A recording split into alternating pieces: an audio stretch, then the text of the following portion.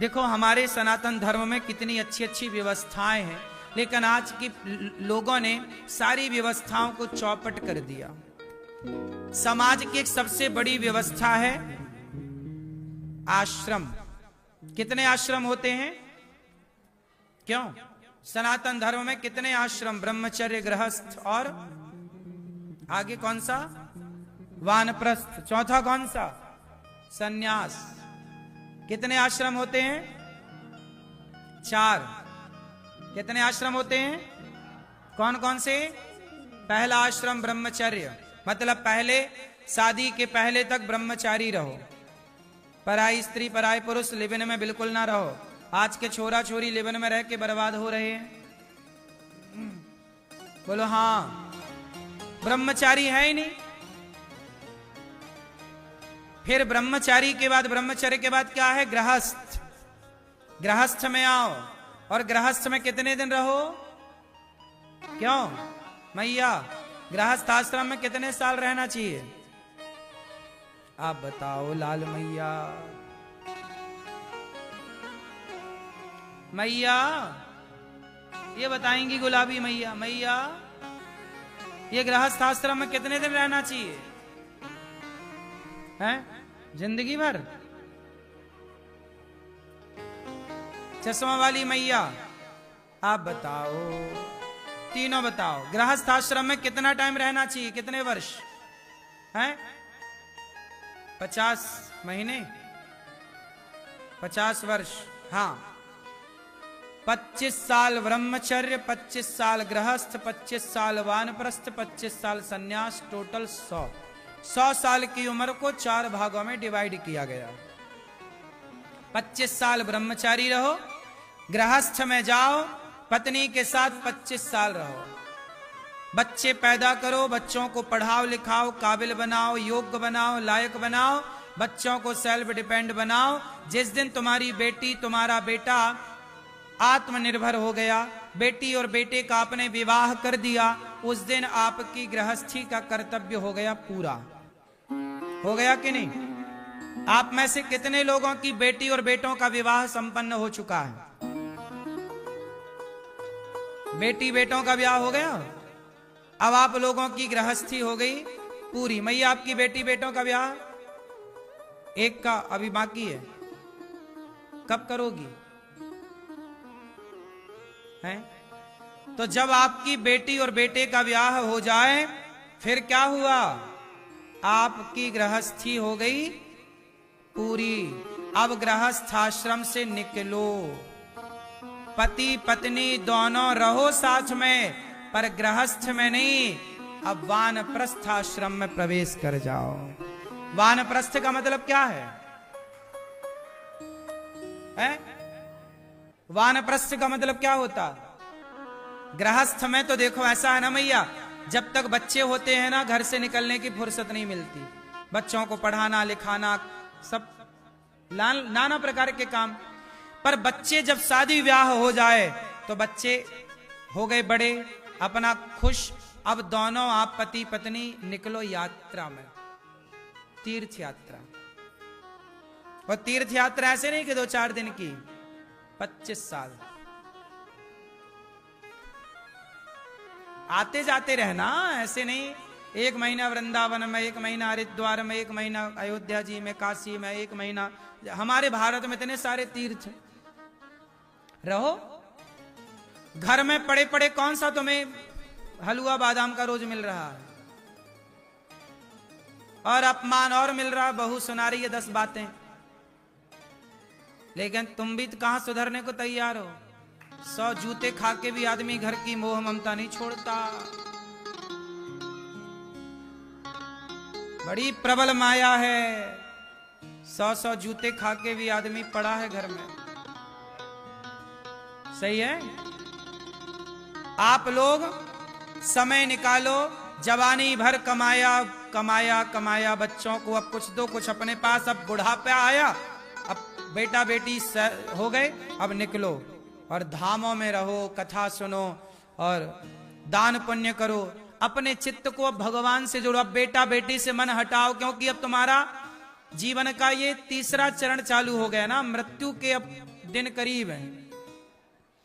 50 साल हो गए आपके माना की उम्र के, 60 साल के हो गए, अब बचे कितने हैं? अभी 40 और जी होगी।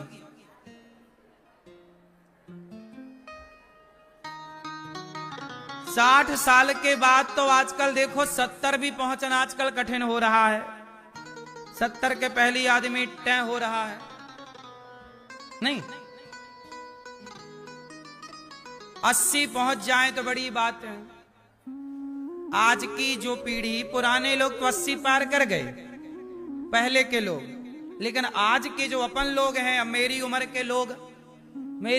के लोग 80 तक पहुंचेंगे नहीं। पहले के जमाने में लोग यूरिया नहीं खाते थे।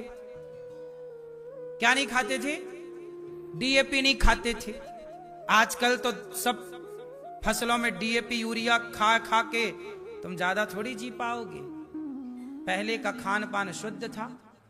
आज के लड़के छोरा छोरी कमजोर हैं, ये सब डीएपी की पैदाइश है, यूरिया की। बोलो हाँ। किसान भी भर भर के डीएपी डाल रहा है, फसल और जल्दी ज्यादा है। सही है। आपने देखा होगा जब गेहूं फसल कट के आती है तो गेहूं को सूंघना, उसमें डीएपी की गंध होती है, महकती है, यूरिया महकती है। बोलो हाँ, ये बात सही है कि गलत है? मैया सही है कि गलत है? इसका मतलब है कि वो डीएपी यूरिया उस दाने में, फसल में चली गई, इसलिए अब वो सारा पदार्थ जहरीला है लगभग, इसलिए आयु अब कम हो रही है। पहले के लोग 90 तक तो जाते ही जाते थे। आज भारत की औसत आयु 70 साल है, अधिक से अधिक 70 जीता है आदमी। सही है। इसलिए हम लोगों की मैया अब 70-80 ही रहेगी, और क्या रहेगी इससे ज्यादा। इसलिए कहता हूं कि अब देखो जल्दी से भजन शुरू कर दो, बेटा बेटी को सौंप दो और अपना तीर्थ यात्रा नाम गा लो, भगवान का कथाएं सुन लो, क्योंकि अब बुढ़ापा आ गया। चित्त भगवान में लगेगा तो सदगति होगी, वरना भजन करो मस्त जवानी में, बुढ़ापा किसने। बुढ़ापे का इंतजार ना करो कि बुढ़ापा आएगा तो भजन करेंगे, नहीं मैया। आपका बुढ़ापा आएगा, कब आएगा? बुढ़ापे में नहीं, 50-60 साल तक भी आदमी सही होता है। सही है। दोनों जाओ तीर्थ यात्रा में। तीर्थ यात्रा से जब जाओगी घर में तो बहू बादाम का हलवा परोसेगी, लो माँ जी खाओ। 1 महीना घर में रहो तो 1 महीने के लिए फिर निकल जाओ जगन्नाथ जी की यात्रा में। जगन्नाथपुरी में रहो, जगन्नाथ जी का रोज दर्शन करो, रोज कथाएं सुनो, रोज भगवान का चिंतन करो और रहो आनंद से धाम में। अब धाम में लोग रहते ही नहीं। मरना कहाँ अच्छा होता है, घर में कि धाम में? क्यों मैया? घर में मरोगी, घर वाले मरने नहीं देंगे, देख लेना मर के। जैसे ही आप मरने चलोगी घर वाले हिलाएंगे, हमें पहचानो, हमें। तुम्हारा हाथ पकड़ के हिला डालेंगे, तुम्हारा सिर पकड़ के हिलाएंगे, हमें पहचानो, हमें, हम आए बड़ी दूर से। तुम्हारी ननद आएगी, हमें पहचानो, भाभी आप मर। मिट्टी का खिलौना मिट्टी में, बेटा अपना मस्त वही आग लगाएगा। बेटी बेटी क्या करता है। मैयाओं का थोड़ा मोह माया बेटी की तरफ ज्यादा है। बेटी मेरी पर काम आएगी बेटी। बेटी बेटी क्या करता है। आजकल तो भाई बहन भी लड़ जाते हैं। पहले तो भाई भाई की लड़ाई होती थी जमीन जायदाद के लिए, अब तो बहन भी कूद पड़ी है। मैं भी लड़ूंगी, मुझे भी चाहिए मेरा हक। कम नहीं है, भाई से लड़ रही है खूब। इसे भाई से मतलब थोड़ी है। सबको जायदाद चाहिए, सबको। माँ किसी को नहीं चाहिए, माँ की जायदाद सबको चाहिए। बाप किसी को नहीं चाहिए, बाप की दौलत सबको चाहिए। बेटी बेटी क्या करता है, बेटी तेरी एक दिन जमाई ले जाएगा। ओ मिट्टी का खिलौना मिट्टी में मिल जाएगा। इसलिए कहता हूं भजन करो मस्त जवानी में बुढ़ापा।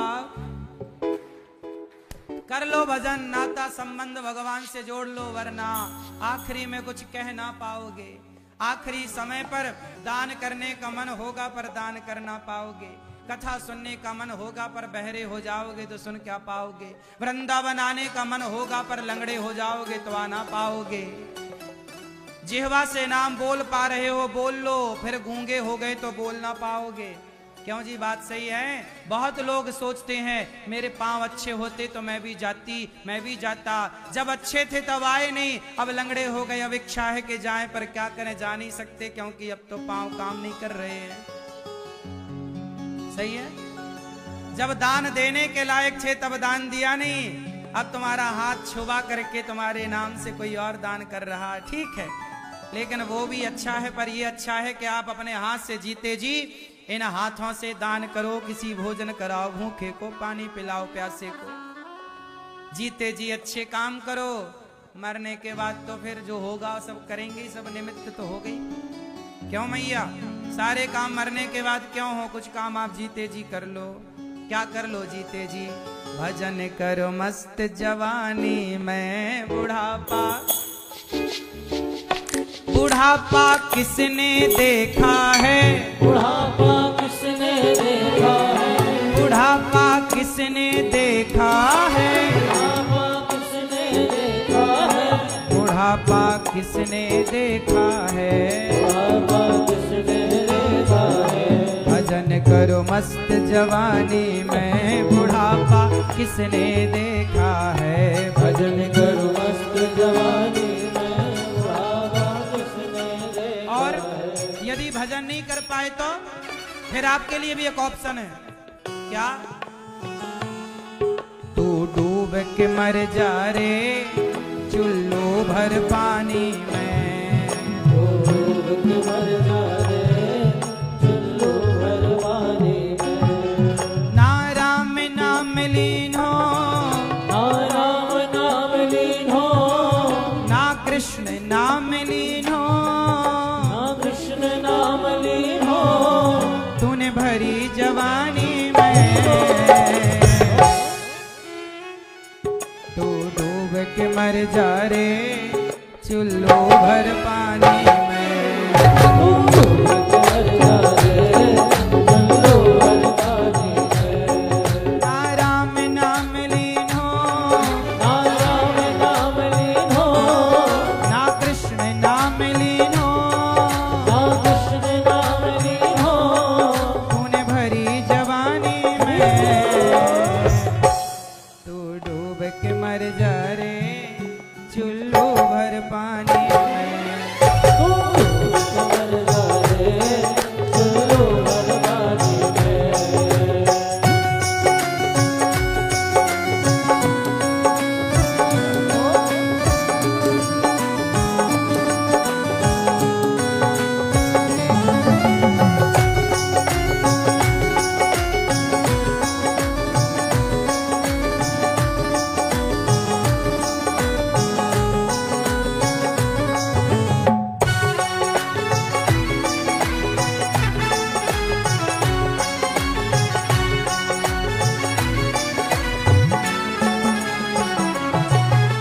लायो दुनिया में मिल जाए गो माटी में, काला यो दुनिया में मिल जाए गो माटी में।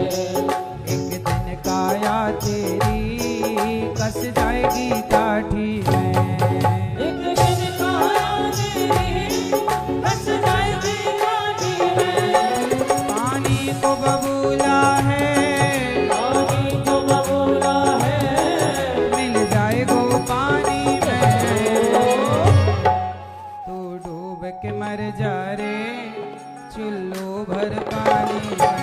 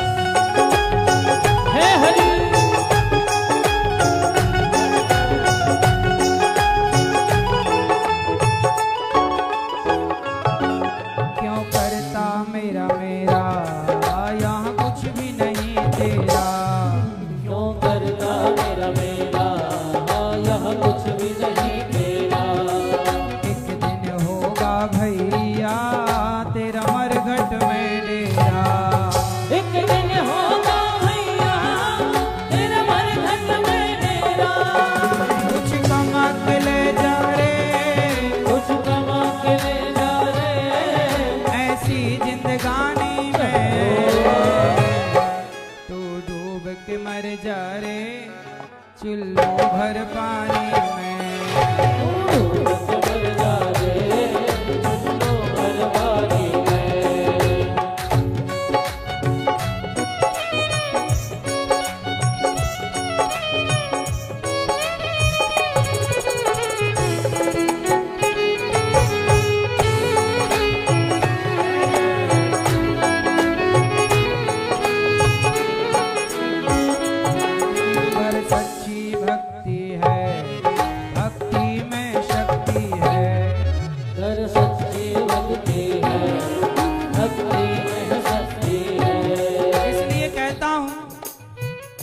भजन करो मस्त जवानी में, बुढ़ापा किसने देखा है।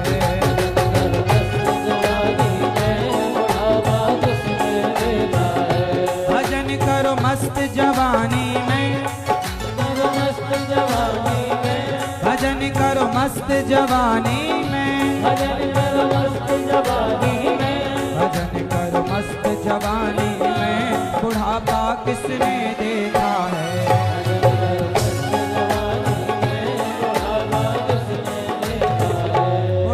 समस्याएं क्या हैं? आँख से देख न पाओगे, आँख से देख न पाओगे, आँख से देख न पाओगे, आँख से देख न पाओगे, दर्श तुम कर नहीं पाओगे, दर्श तुम कर नहीं पाओगे, पाँव से चल नहीं पाओगे, पाँव से चल नहीं पाओगे, कथा तक पहुँच न पाओगे, कथा तक पहुँच न पाओगे। कथा सुनो मस्त जवानी में, बुढ़ापा किसने देखा है। कथा सुनो मस्त जवानी में, बुढ़ापा किसने देखा है। भजन करो मस्त जवानी में, बुढ़ापा किसने देखा है।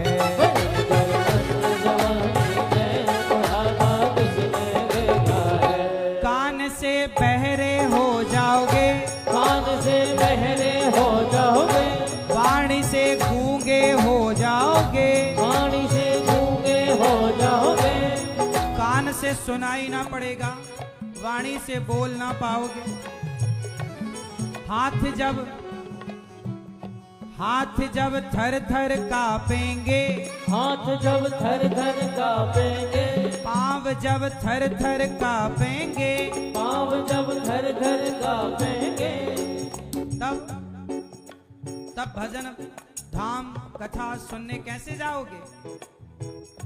कान से बहरे हो जाओगे, कान से बहरे हो जाओगे, पाँव से लंगड़े हो जाओगे, पाँव से लंगड़े हो जाओगे, आँख से अंधे हो जाओगे, आँख से अंधे हो जाओगे। इसलिए कथा सुनो मस्त जवानी में, बुढ़ापा किसने देखा है।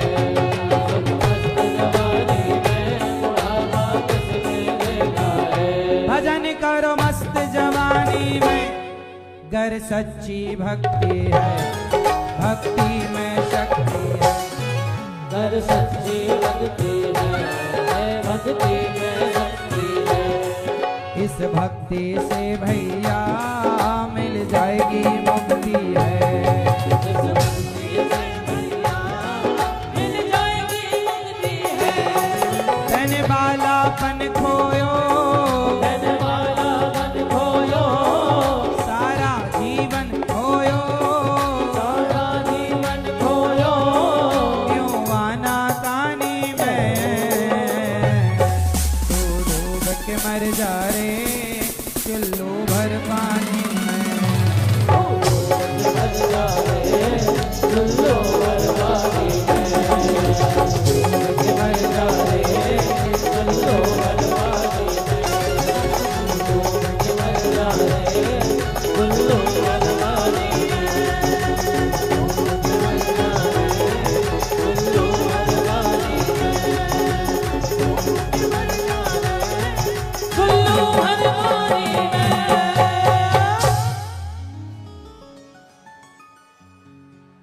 भजन करो मस्त जवानी में, बुढ़ापा किसने देखा है। कपिल भगवान ने माँ देवहूति को, कपिल भगवान जब करदम जी चले गए तो कपिल भगवान माँ देवहूति ने कहा कि प्रभु निर्विण्णा नितराम भूमन सदिंद्रिय तर्षणात् येन संभाव्य मानेन प्रपन्नांधम तमः। प्रभु हे प्रभु मैं क्या करूं कि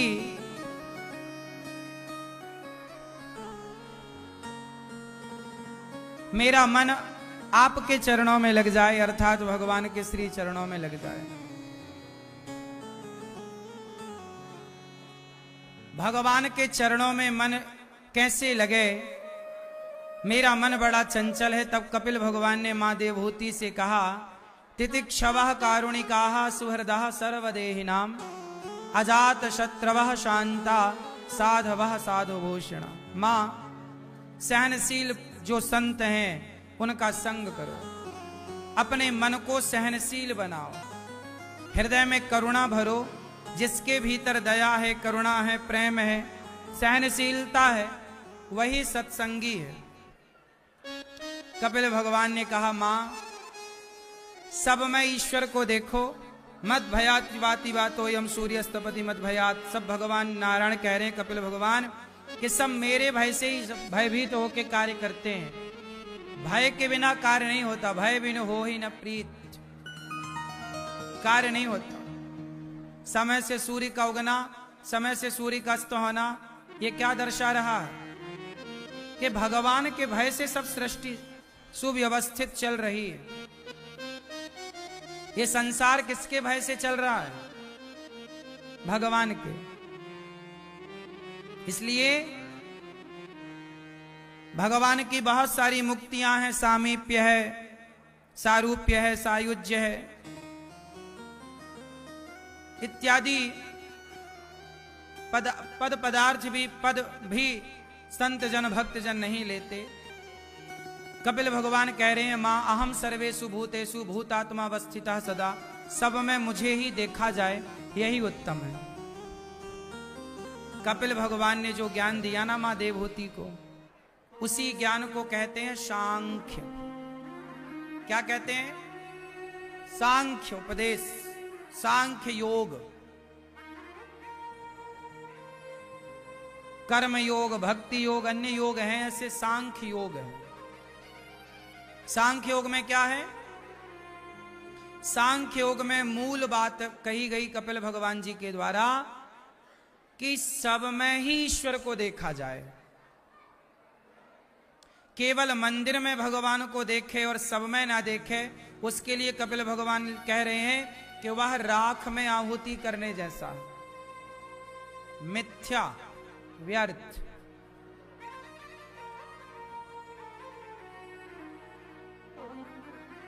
कपिल भगवान अपनी मां से कहते हैं, मां ने कहा कि प्रभु ये संसार कैसे बनता है?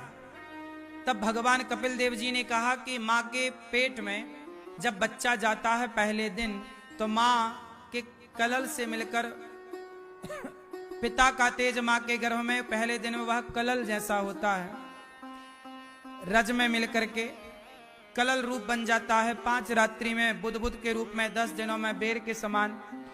धीरे धीरे 1 माह में बच्चे का सिर निकल आता है, तैयार होता है।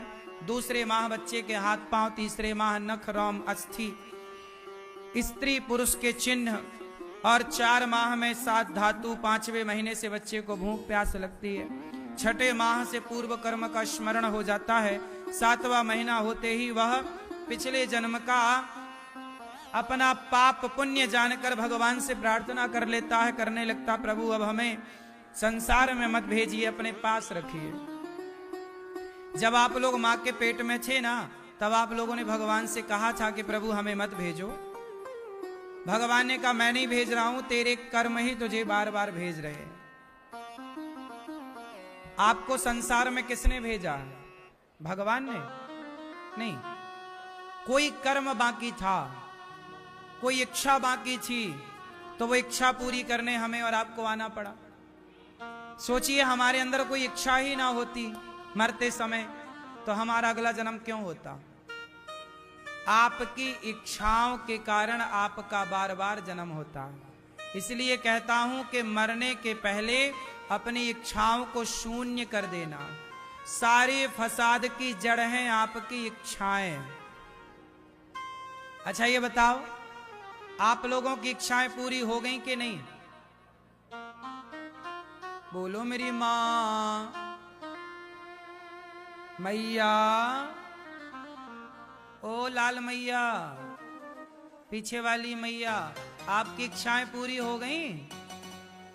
नहीं?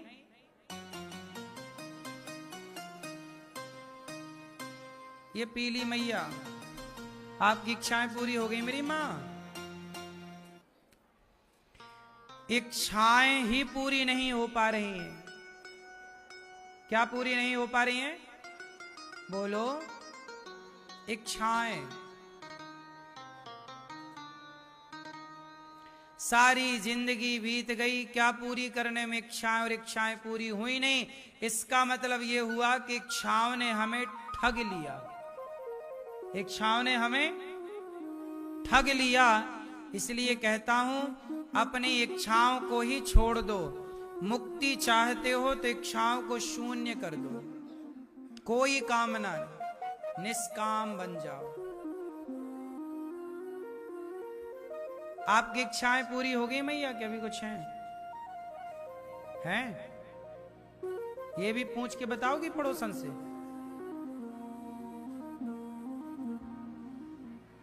मैया पूछ रही पड़ोसन से, है कुछ इच्छा? हाँ हाँ है। क्या इच्छाएं? आदमी पूरा होने को आया, पर इच्छाएं पूरी। कितना तरीके से भगवान ने संसार में उलझाया है। बड़ी प्रबल माया है वाह कन्हैया, तेरी माया का न पाया कोई पार, तेरी लीला तू ही जाने। ऐसे उलझाए परमात्मा। इच्छाएं, आदमी पूरा होने को आया पर इच्छाएं अभी हैं। इसलिए कहता हूं मेरी मां, समझदार हैं वो जो स्वयं पूरे हों, उसके पहले इच्छाओं को पूरा कर लें। जिनकी इच्छाएं समाप्त हो गई, कोई कामना नहीं। जियो पर कामना के साथ में, निष्काम। कैसे बनो? कैसे बनो? निष्काम। क्या कामना रखना? हमारी कामना रखने से होना भी क्या? कामना कितनी भी रख लो, होता तो वही है जो भगवान को मंजूर होता है। इसलिए कामनाएं करके क्यों बेफिजूल में फंसना? फंसना ही है। भरत जैसे ज्ञानी एक राजा थे, भरत। उनका मरते समय मन एक मृग में लग गया, तो उन्हें मृग की योनि में जाना पड़ा। जब मृग में मन लगा तो उन्हें मृग बनना पड़ा। आपका भी मन मरते समय यहां वहां लग जाए तो क्या बनना पड़ेगा? इसलिए कहता हूं कि मन को ना लगाओ यहां वहां। सही? इसलिए मन के हारे हार है, मन के जीते जीत। मन ही मिलावत राम से, मन ही करत फजीत। मन की गति है अटपटी, झटपट लखे न कोय। मन की जब खटपट मिटे तो झटपट दर्शन। मन बड़ा चंचल है, इसलिए मन को भगवान के चरणों में लगाओ, नहीं तो बड़ा सताने वाला है ये मन, सब कुछ बिगाड़ देगा। भरत जैसे ज्ञानी को भी, राजा भरत जी को भी, भक्त भरत जी को भी मृग बनना पड़ा। भरत जी कपिल भगवान के दिव्य ज्ञान से, मां से भगवान ने कहा कि चित्त को भगवान में लगाओ। कपिल भगवान के दिव्य ज्ञान से मां सिद्धा नाम की नदी बन गई। कपिल देव जी ने आचमन किया, सीधे गंगा सागर चले गए। एक बार भगवान शिव का अपमान दक्ष ने किया। बाद में दक्ष के यज्ञ में माता सती जलकर भस्म हुई और सती पार्वती बनी और शिव पार्वती का विवाह संपन्न हुआ। शिव पार्वती कैलाश पर विराजे हैं आनंद से। शंकर जी का अपमान कर दिया दक्ष ने, पर शंकर जी ने कोई उत्तर नहीं दिया, जवाब नहीं दिया, सहनशील हैं। सती बिना बुलाए यज्ञ में गई, पति का अपमान देख जल भस्म हुई योग अग्नि में। तब भगवान शिव ने दक्ष के यज्ञ को विध्वंस कराया, वीरभद्र ने तोड़ करके सिर स्वाहा कर दिया। तब माता सती का शरीर जलता हुआ शिवजी लेकर गए। माता सती का जलता शरीर जब शंकर जी ने कंधे पे रखा और छोड़ ही नहीं रहे, जला हुआ शरीर जब कंधे पर लिए लिए घूमे, तब भगवान नारायण को बड़ी दया आई कि शंकर जी पत्नी के प्रेम में मोहित हैं और छूट नहीं रही है पत्नी। तब भगवान नारायण ने अपने सुदर्शन से माता सती के शरीर को काट कर 52 टुकड़े किए। तो जहां जहां वो टुकड़ा गिरा वह एक एक शक्ति पीठ बनी, 52 शक्ति पीठ। फिर वही माता सती पार्वती बनी। तब शिव पार्वती का विवाह संपन्न हुआ। बोलिए शंकर भगवान की। ऐसे शिव कैलाश पर विराजे हैं माता पार्वती के साथ। शिव जी कैसे हैं? शिव जी है दानी। शिव जी क्या करते हैं? दान करते हैं। क्या? कोई मृत्यु को यदि टालना चाहता है तो वो शिव जी की शरण में जाता है और शिव जी के महामृत्युंजय मंत्र से वह मृत्यु को भी टाल देता है। तो शंकर जी दानी हैं जो जीवन दान देते हैं। क्या दान देते हैं? ऐसे ही भगवान नारायण दानी है, दाता एक राम, भिखारी सारी दुनिया। देवता भी दानी होते हैं। अच्छा, वृक्ष दानी है कि नहीं? वृक्ष, पेड़ पौधे दानी है कि नहीं? क्यों मैया? पेड़ पौधे क्या दान करते हैं? फल, फूल, छाया, लकड़ी। सबसे बड़े दानी वृक्ष ही हैं, है ना? वृक्षों की राख भी काम आती है बर्तन मांजने के। तो सबसे बड़े दानी है वृक्ष, सबसे बड़ी दानी है नदी। सबसे बड़े दानी कौन? वृक्ष फल दान करते हैं, सबको खिलाते हैं, खुद नहीं खाते पेड़। तरुवर फल नहीं खाते हैं। नदी न पीवे नीर, परमार्थ के कारण साधु धरा शरीर। जो दूसरों के बारे में सोचते हैं उनमें एक वृक्ष है और नदी है। ये लोग परोपकार के लिए जीते हैं। पेड़ है, फल दूसरे ले जाओ, छाया तुम पाओ। स्वयं धूप में तपा रहता पेड़ तो सबको छाया, नदी सबको पानी पिला रही है। ऐसे आपको भी सीखना चाहिए कि हम भी इन वृक्षों की तरह परोपकारी बने। पेड़ पौधों के पास तो हाथ पांव नहीं है, फिर भी वो परोपकारी है। एक जगह खड़े हैं, फिर भी वो परोपकारी हैं। हम 1000 जगह जा सकते हैं, हाथ पांव से चल सकते हैं, फिर भी परोपकार ना करें तो ये हमारा दुर्भाग्य है ना। सही है ना मेरी माँ? इसलिए बच्चों को क्या सिखाओगे? बच्चों को एक साधु आए, कहा भिक्षाम देही, ए माता मैया भिक्षा दे दो। मैया बोली बाबा चला जा, कमाता धमाता कुछ है नहीं, हट्टा कट्टा शरीर लिया, आ गया मांगने, चल। डांट दिया एक मैया ने। तभी वहां एक छोटी सी कन्या 5-7 साल की लड़की खेल रही थी आंगन में। तो साधु आए, कन्या से बोले, लड़की एक बेटी थोड़ा तुम अपने आंगन की धूल ही हमें दे दो। धूल तो कोई देख रहा था, उसने कहा बाबा धूल का क्या करोगे, धूल खाओगे क्या? नहीं। साधु बोले कि इस घर में रोटी देने के संस्कार नहीं है। कम से कम आज ये लड़की जब बड़ी होगी, जवान होगी, तो जैसी इसकी माँ ने व्यवहार किया मेरे साथ, कम से कम इसके द्वार पर कल कोई आएगा, आज ये धूल देगी तो कल रोटी भी देना सीखेगी। कुछ तो दे, देने के संस्कार तो आए। आज समस्या ये है कि देने के संस्कार नहीं है। आजकल आप लोग अपने बच्चों से दान पुण्य नहीं कराते, इसलिए वृंदावन लाओ बच्चों को, बच्चों के हाथ से गौरी गोपाल में जो अन्न क्षेत्र बंटता है बच्चों के हाथ से बंटवाओ, उनके हाथ से रोटी बंटवाओ, उनके हाथ से चावल बंटवाओ, उनके हाथ से दाल बंटवाओ, ताकि बच्चे देने का अभी से सीखने लगे कि कमाएं और कमा के अपनी कमाई का कुछ हिस्सा % परोपकार में खर्च करें, पर हित में खर्च करें। अभी से सिखाओ, ये भी एक कोचिंग है, ट्रेनिंग है, संस्कार है, जो सिखाओगे काम आएंगे। ये दास अनिरुद्ध, हम गांव में जब बच्चे थे छोटे से, तब हमारे गांव में कोई साधु संत आते तो हम ही सबको पकड़कर घर ले आते और मैया से कहते बनाओ, और मैया बनाती और हम ही परोसते।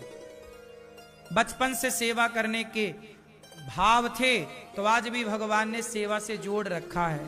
ये हमारी और आपकी मेहनत नहीं है, ये भगवान की कृपा है। आपसे बस मेरी इतनी सी प्रार्थना है कि आप भी अपने बच्चों को देने वाला बनाना। बेटा तुम्हारे हाथ सदा ऐसे हों, ऐसे ना हो। हाथ कैसे होने चाहिए? देने के लिए आगे बढ़ें। आपको हाथ किसी के आगे पसारने के लिए, पसारने की नौबत ना आए, जरूरत ना पड़े। आपके जो हाथ ऐसे करने के लिए बढ़ाता है, उसे कभी ऐसे करने की आवश्यकता भगवान आने ही नहीं देते, ऐसी नौबत ही नहीं आने देते। इसलिए कहते हैं ना, दानम दुर्गति नाशनम, दान करने से कभी दुर्गति नहीं होती। इसलिए वृंदावन में जो फुटपाथ पर साधु संत सोए होते हैं, वो सवेरे सवेरे फक्कड़ साधु आते हैं और यहाँ आकर के प्रसाद पाते हैं। मैं चाहता हूं कि संतों की इस रोटी में, जो रोटी यहाँ बंटती है, एक रोटी आपकी भी हो। उन संतों की थाली में एक रोटी आपकी भी जाए। आप भी किसी साधु को पेट भर रोटी दें, किसी जरूरतमंद को दें। ये सबसे बड़ा दान है, अन्नदान। साधु संत जब आपकी रोटी खाकर भजन करेंगे, इसका कितना बड़ा फल मिलेगा शायद आपको नहीं पता।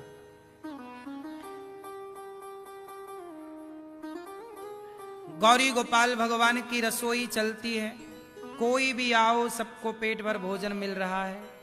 ये दान है, अन्नदान। ये दान तो है साहब, ये एक यज्ञ चल रहा गौरी गोपाल में, 24 घंटे का यज्ञ, अखंड यज्ञ है। कौन सा यज्ञ? अन्नदान का यज्ञ। लोग खा रहे हैं, उनका पेट भर रहा है, यही तो यज्ञ है, अन्न यज्ञ नहीं। इसलिए आप भी इस यज्ञ में अपने सहयोग की, 1-2 रोटी की, 1-2 लोगों को पेट भरने की आहुति डालें, सहयोग करें, करने योग्य है तो। एक साधु ने मेरे से कहा कि अनिरुद्धाचार्य बेटा, हम साधु हैं, फुटपाथ पर रहते हैं, बड़ा मच्छर काटता है हमें, बारिश आती है तो हमारे पास छिपने की जगह नहीं, सर्दी आए तो देखो कितने भी कंबल ओढ़ लो, पर सर्दी में खुले में सोने से कितनी सर्दी लगती होगी, सोच सकते हैं आप। गर्मी में कितने मच्छर हैं और कितना गर्मी है, एक पंखा भी नहीं है। इन संतों ने